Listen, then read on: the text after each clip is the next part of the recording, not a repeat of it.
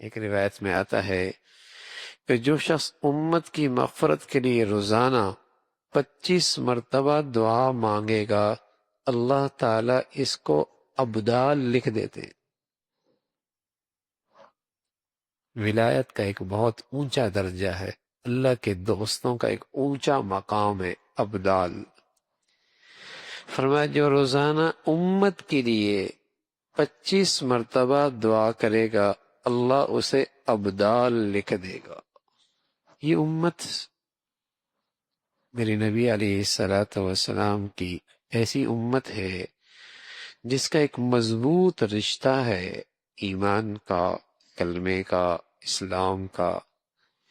تو اللہ کے نبی صلی اللہ علیہ وسلم کی پسند تعلیمات اس پر ہے کہ یہ امت ایک بن کے زندگی گزارے، کسی کا گھاٹا ہو یہ اسے اپنا گھاٹا سمجھے، کوئی تکلیف میں ہو اسے اپنی تکلیف سمجھے۔ تو اتنا بڑا مرتبہ ہے کہ اپنی دعاؤں میں ساری امت کو یاد رکھتا ہے۔ بڑی خوبصورت دعا ہے، قرآن میں بھی ہے، ربنا اغفر لنا ولاخواننا الذین سبقونا بالایمان، اے اللہ ہماری بخشش فرما دے اور میرے ان سارے بھائیوں کی بخشش فرما دے جو ایمان کی حالت میں دنیا سے جا چکے۔ ربنا اغفر لنا ولاخواننا الذین سبقونا بالایمان، جو ایمان کے ساتھ سبقت لے گئے۔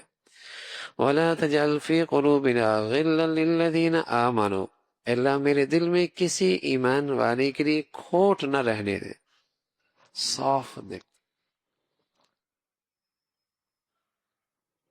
اللہم ارحمنی وارحم امت محمد صلی اللہ علیہ وسلم، اللہم اغفر لی واغفر امت محمد صلی اللہ علیہ وسلم، اللہم انصرنی وانصر امت محمد صلی اللہ علیہ وسلم۔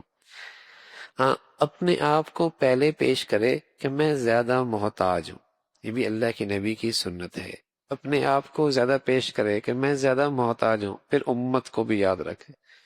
اللہ مجھ پہ رحم فرما، ساری امت پہ رحم فرما، اے اللہ میری بخشش فرما، ساری امت کی بخشش فرما، اے اللہ میری مدد فرما، ساری امت کی مدد اور نصرت فرما۔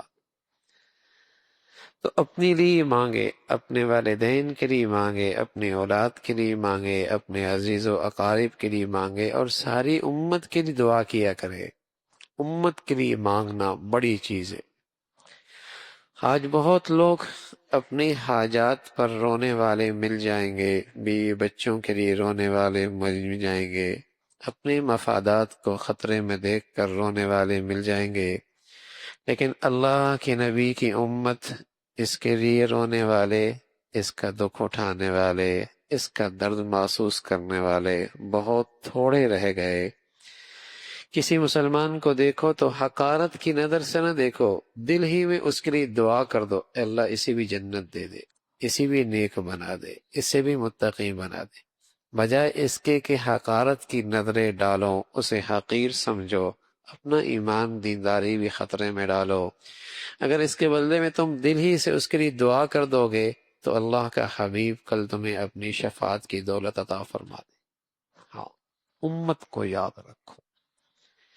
اللہ کے نبی صلی اللہ علیہ وسلم کو یہ پسند ہے کہ امت کے لیے دعا کی جائے۔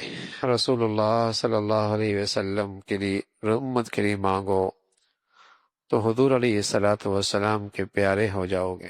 اللہ کے رسول کو اپنی امت بہت پسند ہے، محبوب ہے۔ جو اس امت کو یاد رکھے گا وہ اللہ کے حبیب صلی اللہ علیہ وسلم کا پیارا ہو جائے گا۔ اسی طرح امت میں جتنے نیک صلحاء گزرے ہیں، اے اللہ ان کے درجات بلند فرما۔ یا اللہ امت کے جتنے گناہگار بندے ہیں انہیں اپنے نیک بندوں میں شامل فرما۔ تو اپنی دعا بڑھیا بناؤ۔ رسول اللہ صلی اللہ علیہ وسلم بہت پیاری پیاری دعائیں سکھا کر گئے ہیں، بہت پیاری پیاری دعائیں۔ تو دعاؤں کا اہتمام خوب ہو، اور اس کی فکر نہ رہے کہ قبول ہوئی یا نہ ہوئی۔ جب آپ کو دعا کی توفیق مل گئی، یقین کرو قبول ہو گئی۔ اب قبولیت کی کیا شکل ہے وہ اللہ علیم اور حکیم ہے، وہی بہتر شکل اختیار کر سکتے ہیں۔ اللہ بھائی عمل کی توفیق نصیب فرمائے۔